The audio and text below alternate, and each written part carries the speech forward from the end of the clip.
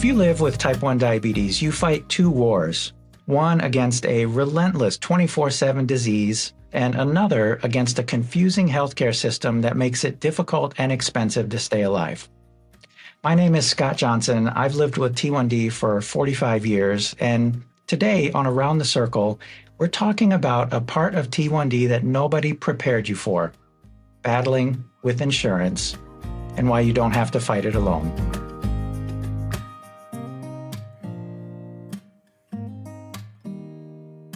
So a few weeks ago, we went on social media and we asked, what do you want to know about insurance? What is driving you crazy about insurance? Every single reply just included the same thing. It's a nightmare. I don't know where to start. I don't know. I'm barely managing it. I'm just scraping by here. Help me out. So we asked our team here at Blue Circle Health, people who live with T1D and help others through this every single day, what questions they hear most. And today we invited Neil Greathouse to join us and help unpack why this system feels so broken. Neil, thanks for being here today. I'm really glad to be here. I'm probably one of those same people that was like, it's a nightmare. Just my voice growling. It's so much to navigate. I get it. Nobody asking questions. We just need to vent about it every once in a while. I'm glad to be here. Yeah. Now you've lived with type 1 diabetes for more than 30 years. So you've seen this up close, you've seen a thing or two. Yeah. Right. I was diagnosed back when I was in the Air Force and have not only navigated healthcare system, but also the VA. You add that into it. So it's just, you see so many different sides to what is out there, what's available. I've been on so many different private insurance companies from job to job. You start navigating, you're like, oh, this company does this well, this one doesn't do that well. Yeah, all over the place. And I don't claim to know everything, but I can back it up with a lot of, oh yeah, that happened to me too, which feels very validating, Scott. Yeah, absolutely. And I often feel like knowing insurance, it's a slippery thing, right? You might have it figured out this year under this plan. And then when the plan renews, something changes, or there was a decision made in insurance up in upper management somewhere, and things change, which really keeps you on your toes. One thing that I like to think about in this whole topic, a wise doctor told me once a long time ago, trust in your ability to figure it out. And that is, those words have stuck with me, and we're going to dig into some of that in this episode. But let's turn to Sherry. Sherry's on the Blue Circle Health team, and this was one of the questions she asked about insurance. Hi, I'm Sherry. I'm part of the team at Blue Circle Health, and my question is, who is making the decisions to approve or disapprove pumps and CGMs? Also, what is the criteria for one pump to be approved over a different one? Like, who's making that decision about which brand is approved? Sherry, that's a great question. I certainly have had that same question several times in my life as well. And sometimes it feels kind of like a black box, doesn't it, Neil? Yes, it's a little, I feel like you could do an entire series on TV about just navigating insurance, and it'd be a medical drama is what it would be. A lot of tension.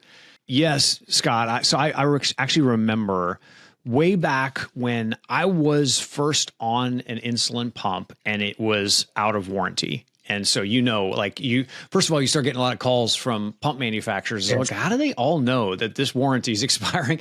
But they did. And I was at my endocrinologist office. I was new. This is a new endo. I had just moved into town. And he's like, yeah, we definitely need to get you on a new pump. And I get in that office and I realize, oh my gosh, I'm actually surprised the door didn't lock behind me, because I don't know if you've ever been to a timeshare pitch, right? You're like, I just need it. It was one of the strongest sales pitches that I've ever been through. And I realized, oh, this decision to put me on a pump is less about what pump works better for me. And it was almost more like, wait, which endo is connected to which. And here's the thing. I don't know, Scott, whether or not that endo really wanted to be using that pump manufacturer, but I was like, there's some kind of a system here that I don't know how to navigate. And I feel like I got thrown into the deep end of the pool, but I realized immediately, I'm like, why am I flop sweating? Like, this feels so odd. What is the system? I don't know how to navigate it, and realized there's way more to it than what I realized. Well, in a situation like that, so I think after some time, after you go through an experience like that once or twice, if you've got the benefit of recognizing and realizing that there are other options out there, and that it really that moment in time is a choice point for you. But I bet that felt really, really slimy. In not only was it probably confusing, but what else was going through your mind at that point? Yeah, well, okay, so Scott, I went and found a new endo.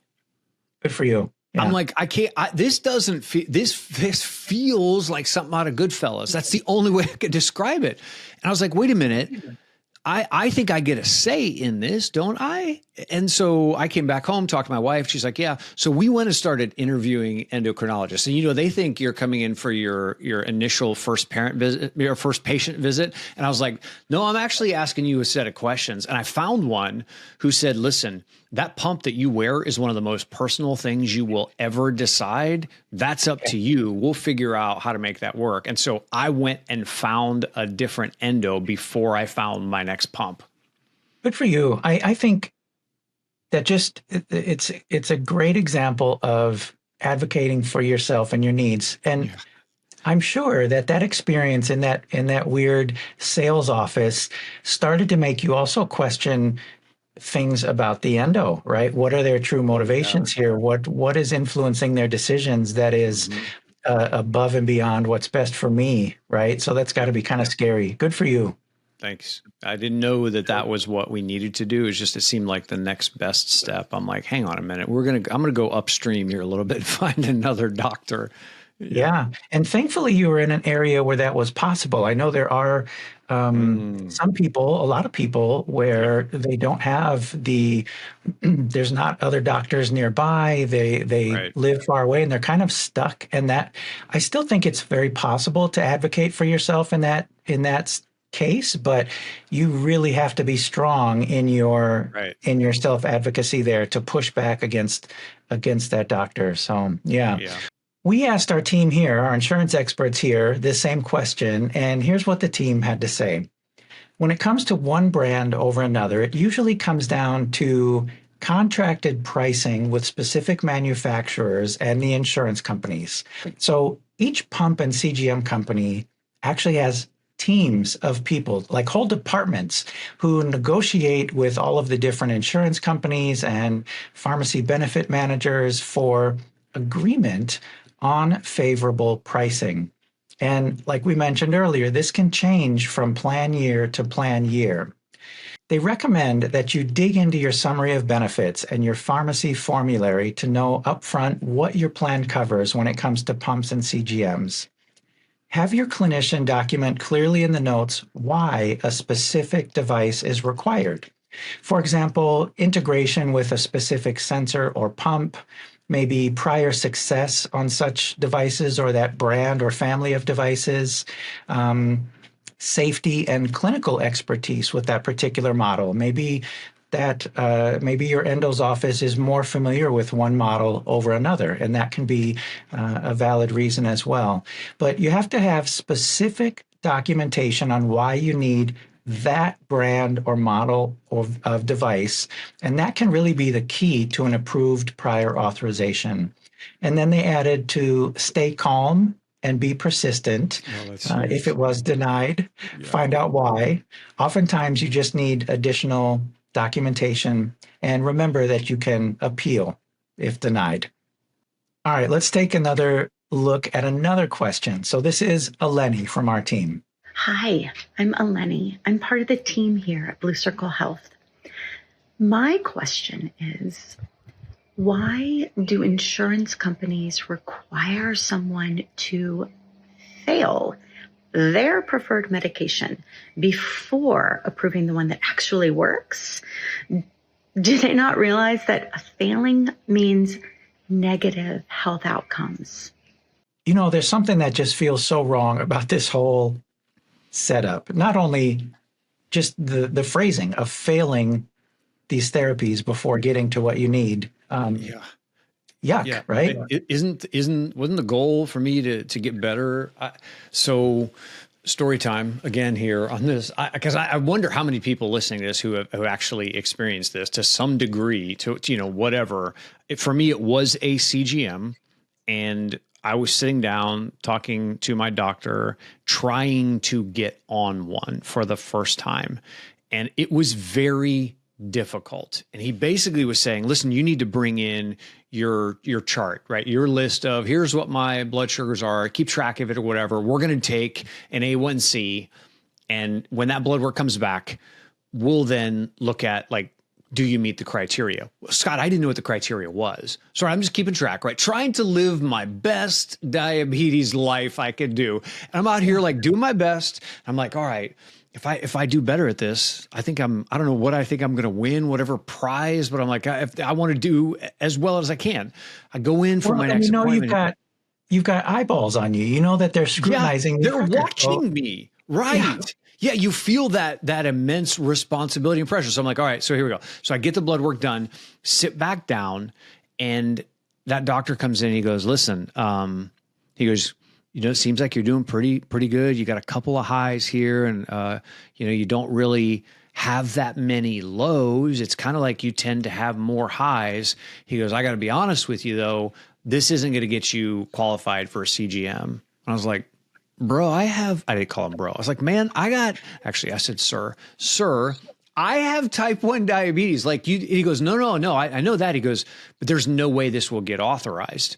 I said, like, then what do I need to do? He goes, and kind of like whispered out of the side of his mouth, like, come here, man, let me tell you, see? He goes, listen, you're going to have to do worse. He goes, most of these CGMs get approved when you show prevalent lows. He goes, if you have more lows, this is going to red flag the system, and they'll be like, okay, this guy needs it. I said, so because I don't have those, because I'm trying to take care of myself, you're telling me? He goes, yeah, you're going to need to show more lows. I go, but I thought the goal was for me to not, like, this is all to prevent it. He goes, yeah, they're just not going to approve it. So I said, so you're telling me that I need to do a worse job in order to qualify for the CGM? And he just flat out said, yep, that's what I'm telling you. I walked out of that place. I wanted to go bury my face into a peanut butter parfait at Dairy Queen and just cry my eyes out. Like, what is the system doing here? And so I go back home and I tell my wife, and she's like, hey, how'd it go? Not great. I got to do worse before I can get better. It just didn't make any sense to me. Well, and like, there are many dangerous things in diabetes, but low blood sugars are pretty high, if not at the top of the list. And it's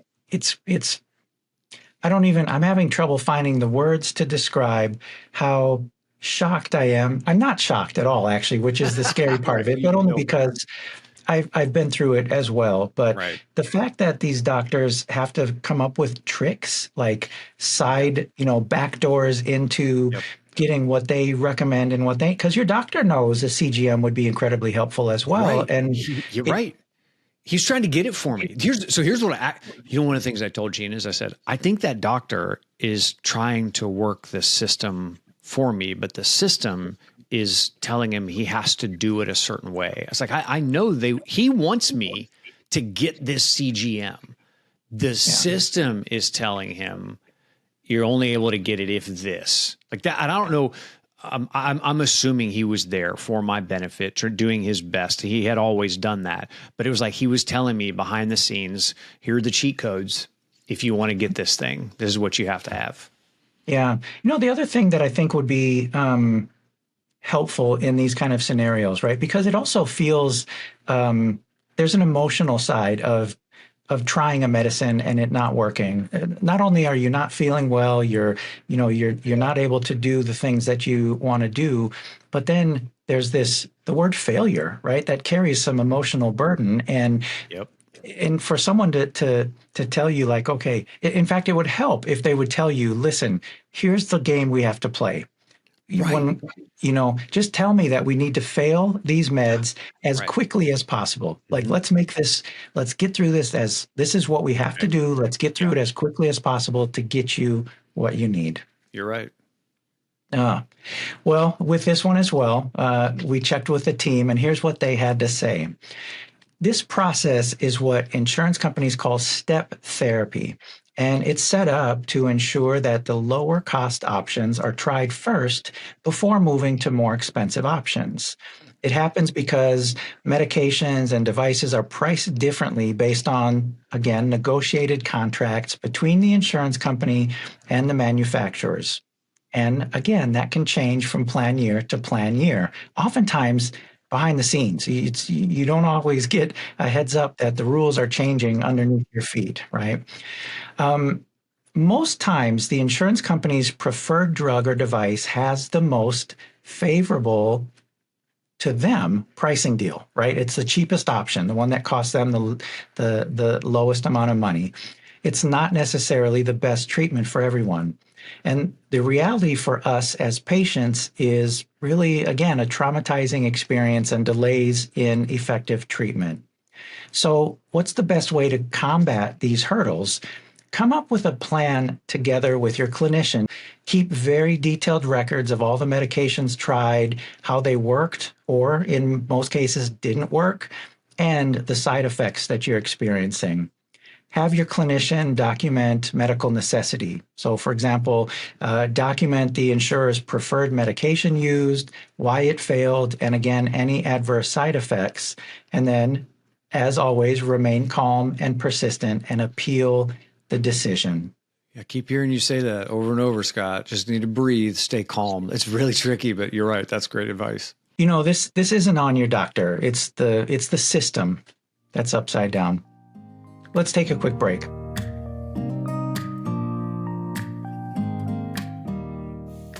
One of our favorite things is sharing stories from people who have participated in the program. And I have one here from Nancy, who's been living with type 1 since 1969. The phone calls, I literally spent days on the phone calling the provider, calling the pharmacist, calling the insurance, calling the pre-op company, and then calling all those people again to tell each other what the other one said. That to me was just unfathomable. And it's such a waste of time. Until we have a cure, we need these things. And that's one of the things working with Blue Circle is they totally get it. And that's something I so value. Nancy, thank you so much for sharing your story with us. The whole team loves to hear things like this, and it really is a huge part of who we are and what we stand for at Blue Circle Health. Hey, Eleni here again. Here are a few quick things you can do to make dealing with your insurance situation easier. Ask for your plan's preferred diabetes medication and device list before January 1. Call your pharmacy to see what's changing on your formulary. Are any of your existing prescriptions no longer on the list?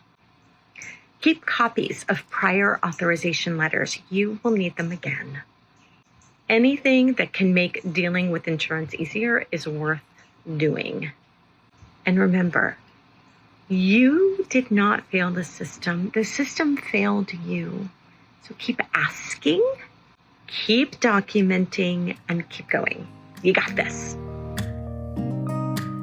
All right, welcome back. So this is a question that I had. Why do prior authorizations and formularies and all these things exist? Are they just something that the insurance company decided to create or implement to save on costs? This is your question, Scott. This My is question. what I love. Okay, here's what's funny is when you say that, even when you say, why do prior authorizations exist? Like I felt the hair on my arm stand up. I was like, when you get like the goosebumps or something like I call it the willies. I'm like, man, the prior authorizations, that gives me I don't love that. Automatically. No, it's like a jump scare in a scene. You're like, oh my gosh.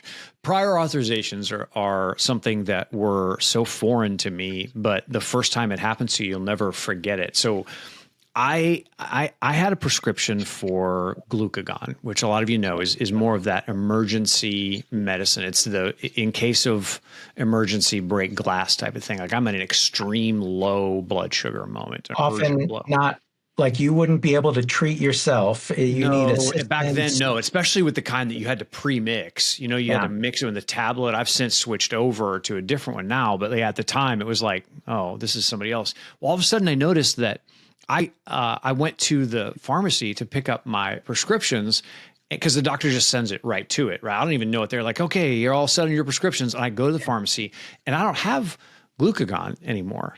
But I have, there's a bottle, it's rattling around in there of pills. And I open up this bag, my brown paper bag, like I'm packing my lunch in junior high. I'm like, what is this? And it's a bottle of glucose tablets. I was like, well, I didn't order these. I mean, super cool, thanks, but I didn't order these.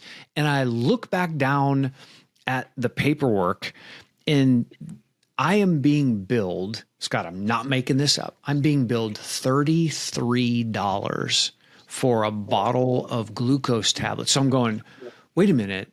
What? So of course my next call is right. I go call my doctor again. Yeah. I'm trying to be, I wasn't breathing, Scott. I wasn't pausing and I wasn't breathing. I was like, come on, man. What are we doing? And he said, well, the prior authorization changed. I'm like, I don't know what that means. What are you saying? He goes, well, the people that negotiate what we get, what we don't get, some of that stuff changed, but now you have to get a prior authorization. It means we've got to go back through this whole thing. And because you don't have a prior authorization with this new system that we have for your glucagon, we can't give that to you. So we just automatically sign you up for glucose tablets. I'm like, okay, surprise. But they don't even work.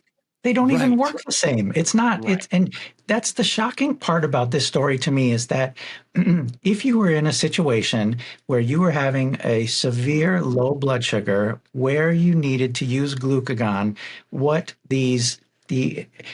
I, in my mind, I think of the insurance company people as not maybe as medical savvy as my doctor, but I do expect them to have some awareness of these things, would be great. Right? Yeah. It doesn't work the same. You would not be able to use glucose tabs in that scenario. That's terrifying. And so I'm thinking, okay, when I go on trips, I would take the glucagon with me, but now I'm rattling around the world's most expensive bottle of glucose tablets that turn into like a family heirloom because I'm like, well, we spent too much money on this. I can't. So I had to go back and say, doctor, I don't want this because I could get the exact same bottle of glucose tablets at Costco for $3.47. Like, wait, what is the system doing to us on this one? And so we had to go back and run through hoops to get the same medicine that I used to have, but because prior authorizations changed, then you know what that turns into. You're on the phone for hours trying to plead your case, and then they want you to go through whatever that step aerobics therapy is that you mentioned earlier. I'm like, what is this again? It was a lot. It's exactly what Nancy described, how calling one person and the other person, then you have to call everyone back to tell them what the other person said. It's, oh, that's so frustrating. It's, even when you're trying your best to follow the rules are changing underneath your feet without your knowledge until something like this comes up. Well, let's hear what the team had to say about this. So they say insurance companies created prior authorizations to make sure treatments are medically necessary and cost effective, again, according to them. But for us as patients, there are barriers to care that cause delays in treatment and a lot of undue stress. So what can you do about them? They say the biggest thing is to really advocate for yourself. Ask your doctor to submit all the required forms promptly and include all supporting documentation. Call your insurance company to check on the status daily. If you're denied, call to find out why. Many times, you just need additional documentation, and know that you can always appeal a denial. So in a nutshell, keep records of all the calls, denials, and appeals. Stay in close contact with your care team. Don't be afraid to follow up as often as possible. And remember that this process will be tough, but you have the right to advocate for your health. Yeah, Scott, you know what this sounds like to me? There's a GIF out there from It's Always Sunny in Philadelphia, and it's the guy, and he's got all the papers up on the corkboard and the red yarn drawn from one to another to another. Yes. And you're saying, like, you're going to have to do some homework. You're going to have to keep your receipts. You're going to have to keep a record of this. And it's probably not going to happen in one phone call. That's the system that we live in, but you're going to have to be vigilant about it and keeping all those lines of communication open. That's really good advice, because I wish I knew that back then. I didn't. I just thought, well, one phone call will fix it, and it didn't. It's exhausting even if all of those phone calls go well, right? Oftentimes those phone calls, somebody didn't get the fax or something, and it's exhausting to be the middle person. But, this is, if people are in a state that Blue Circle Health is available in, this is exactly where our team can step in and stand with you and help you through that process. No one should have to decode this system alone.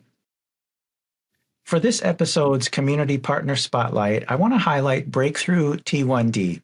Most of you are already familiar with them, but did you know they have a great T1D health insurance guide? You can find it on their website at breakthrough-t1d.org under the Life with T1D Quick Links menu. In addition to those great resources, they're working to make access and policy changes so stories like Neil's and Nancy's and ours and yours and everyone's become the exception, not the rule. All right, we covered a lot. We covered a lot of stuff in today's episode. After all this, what do you want people to remember? What do you want them to walk away? If I could validate people for a minute and just say, hey, listen, it's okay to be angry and it's okay to be exhausted, but you are not crazy. You are not the only one who is going through some of these feelings. There are people out there who will fight for you and with you. And that just makes me feel like, okay, this is a battle that I can actually win. But the feelings, acknowledge those, because those are accurate. It is okay to be frustrated. Absolutely valid, for sure. Well, again, if you're listening and you're in one of the 16 states that we serve and you need help navigating insurance, or you just want someone to walk through it with you, we're here for you. Visit bluecirclehealth.org to learn more, and be sure to tune in for our next episode where we'll tackle how tricky the holiday season can be with T1D. Until next time, keep living well with T1D.